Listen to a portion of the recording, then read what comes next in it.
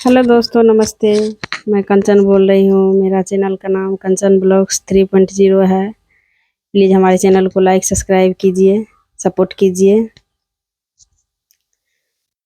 जहिया से घरबा में डेग तोहर पर गइल, जहिया से घरबा में डेग तोहर पर गइल, लागेला चाँद हमरा आंगन उतर गइल, लागेला चाँद हमरा आंगन उतर गइल।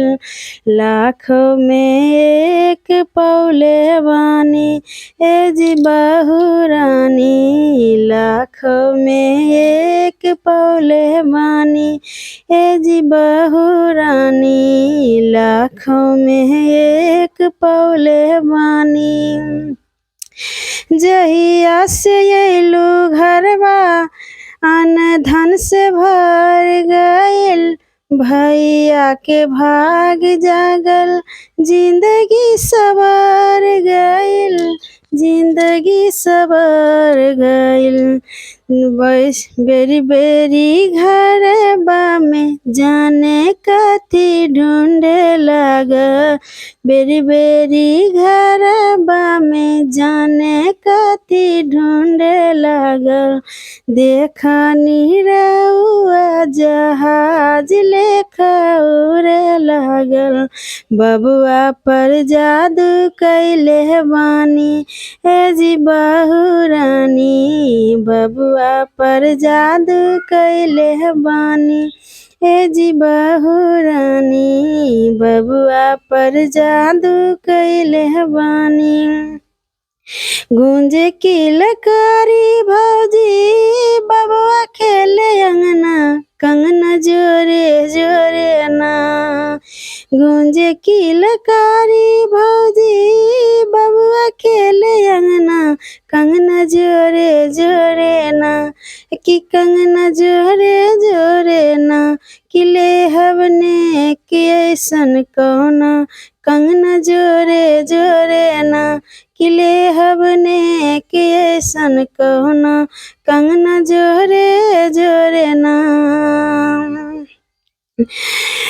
जोरा तोहार नइखे गौआ जवार में, घर भर के बांध के रखिया बेटिया हो प्यार में। जोरा तोहार नइखे गौआ जवार में, घर भर के बांध के रखिया बेटिया हो प्यार में, बेटिया हो प्यार में। अचरा के छाइया में हमरा के रखिया हो, अचरा के छाइया में हमारा के रखिया हो, अपना से दूर हमके कबहू ना करिया हो। दे द खिलौना अपने स्वामी ए जी बहुरानी, दे द खिलौना अपने स्वामी ए जी बहुरानी, दे द खिलौना अपने स्वामी ए जी बहुरानी। लाखों में एक पौले बानी ए जी बहुरानी, लाखों में एक पौले बानी हम बहुरानी।